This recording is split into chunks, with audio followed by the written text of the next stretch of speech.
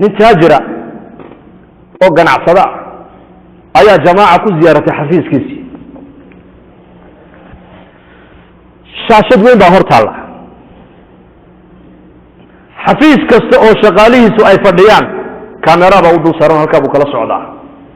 si fiican hadalka u dhagaysta markaasay jamaacaddii kolkay u xadiiseen bay ku yidhahdeen maxay shaashadan aad kulba mar eegay sideed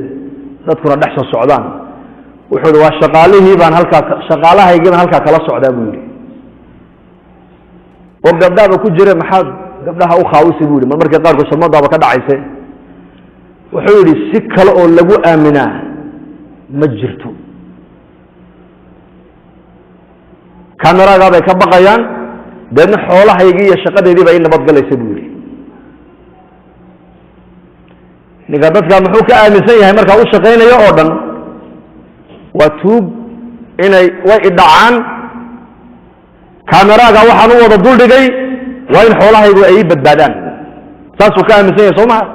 soo maha inte muxuu ka aaminsan yahay waa tuug qof la aamini karaa ma jirto midba mid sidaa ku yidhi dadki maanta wax la aamini karaa maba jira buu yidhi kaad meel u dhiibtan uu ku dhacayaa buu yidhi ayib shaqaalihiisii qof ka mida ayaa maalin isagana meel lagula kulmo markaasaa lagu yidhi maalin baan sarfiiska kugu soo maray yaad u shaqaysaa shirkaddaa baan ka shaqeeyaa imse sanaa ka shaqaysaa 7 sano lacag muxuu ini siiyaa intaa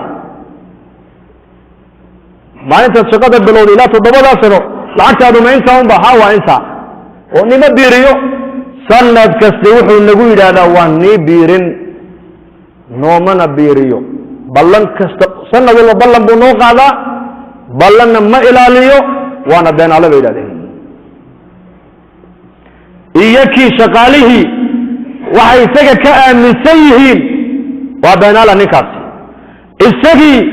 iyaga wuxuu ka aaminsan yahay waa tuug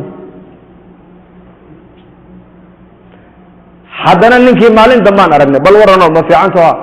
shirkadii way kacdo waan xidhay buu yidhi maxaad u xidhay wax dad waan aaminaan weynay buu yidhi khalaas dadkii ammaano male buu yidhi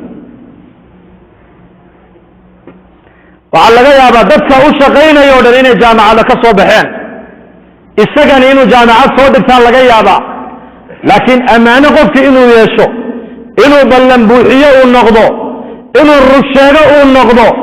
inuu cadaaladfalo uu noqdo inuu dabeecad wanaagsano uu noqdo ma dibloom bay u baahan tahay mise iimaan bay u baahan tahay bal ii sheega iiga jawaaba qofku inuu rugsheego noqdo uu ballan buuxiye uu noqdo ballan ilaaliye dabeecad wanaagsane cadaalad sameeye ixsaan sameeye inuu noqdo ma dibloom buu u baahan yahay ma maqasha weli jaamacad la yidhi ninka ka soo baxa wuxuu noqonaya nin ammaano xaafida nin rugsheege ah